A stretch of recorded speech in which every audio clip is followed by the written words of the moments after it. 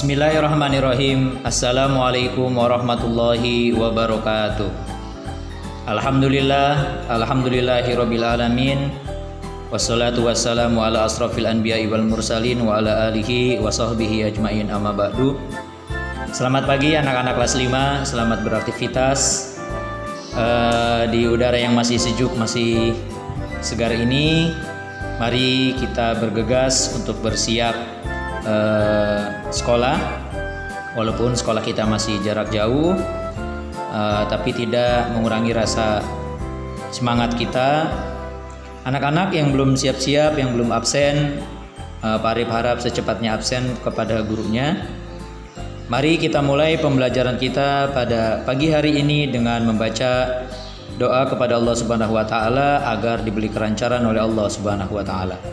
Bismillahirrahmanirrahim. Rabbi zidni ilma warzuqni fahma. Allahumma nawwir qulubana binuri hidayatika kama nawwartal arda binuri syamsika abadan abada birahmatika ya arhamar rahimin. Walhamdulillahi rabbil alamin. Alhamdulillahirabbil alamin. Anak-anak, pada kesempatan kali ini kita akan memulai pembelajaran kita.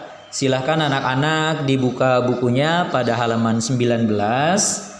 Sebelum kita memulai pembelajaran kita, materi kita, anak-anak, kita akan mengulang terlebih dahulu pembelajaran yang kemarin. Di minggu yang lalu sudah kita bahas mengenai yaitu Piagam Madinah, anak-anak sekalian, ya, undang-undang yang dibuat oleh Rasulullah Shallallahu Alaihi Wasallam kepada masyarakat Madinah, di mana di dalamnya banyak perjanjian yang harus disepakati antara penduduk kota Madinah yang memang murni berasal di situ, ya, penduduk pribumi dan para pendatang. Nah, anak-anak sekalian, kali ini kita akan membahas bagaimana proses hijrahnya Rasulullah Shallallahu Alaihi Wasallam ke kota Madinah, anak-anak sekalian. Perlu kita ketahui, ya, bahwa ketika Rasulullah Shallallahu Alaihi Wasallam hijrah, secara tidak langsung kita harus memahami terlebih dahulu apa yang dimaksud dengan hijrah. Hijrah ketika di kelas 4 sudah Pak Arif jelaskan, hijrah berarti berpindahnya dari tempat yang tidak aman menuju tempat yang lebih aman, atau berpindah tempat dari tempat yang satu ke tempat yang lainnya.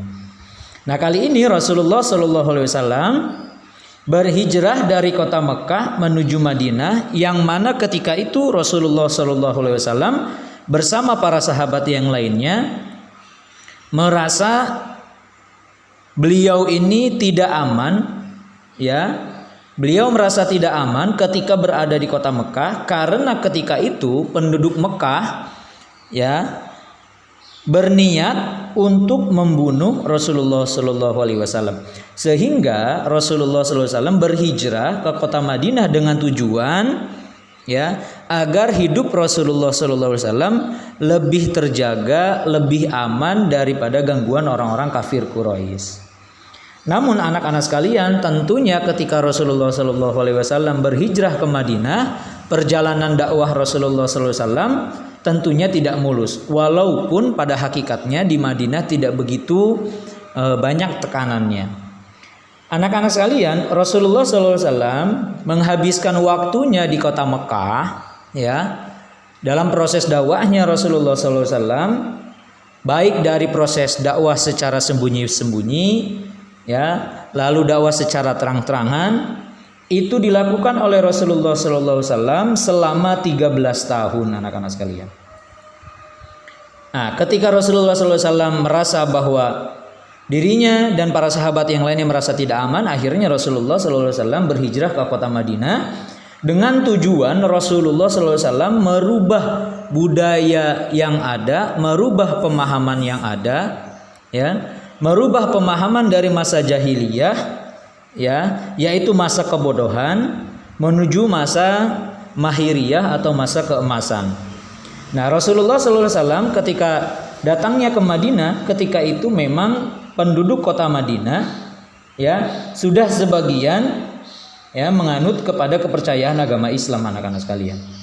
Ya, bahwa ketika itu Rasulullah SAW datang ke kota Madinah, ya Rasulullah sudah mendengar ya bahwa beberapa penduduk kota Madinah telah lebih awal dahulu masuk ke dalam agama Islam, sehingga Rasulullah berani untuk datang ke kota Madinah.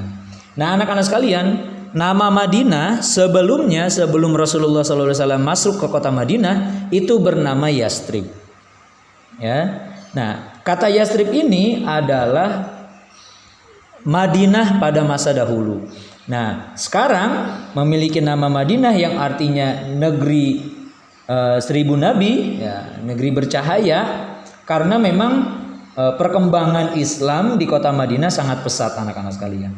Ya, bahkan menjadi sentra, menjadi titik pusat peradaban dan dakwahnya Islam yang dilakukan oleh Rasulullah Shallallahu Alaihi Wasallam. Ya. Walaupun ketika itu masih banyak yang menentang dakwahnya Rasulullah Shallallahu Alaihi Wasallam. Ya, itu saja anak-anak sekalian mengenai peristiwa hijrahnya Rasulullah, sebab musababnya Rasulullah Shallallahu Alaihi Wasallam hijrah ke kota Madinah.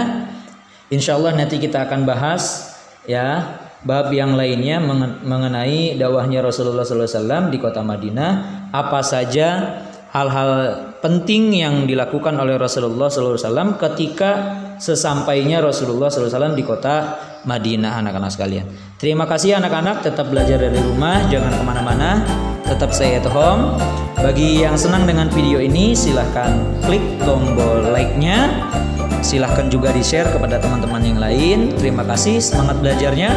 Kita tutup dengan pembacaan kafaratul majlis. Subhanakallahumma wa bihamdika asyhadu an la ilaha illa anta astaghfiruka wa atubu ilaik. Dari Pak Arif sekian. Mohon maaf apabila banyak kekurangan. Hadanallahu iyyakum ajmain. Assalamualaikum warahmatullahi wabarakatuh.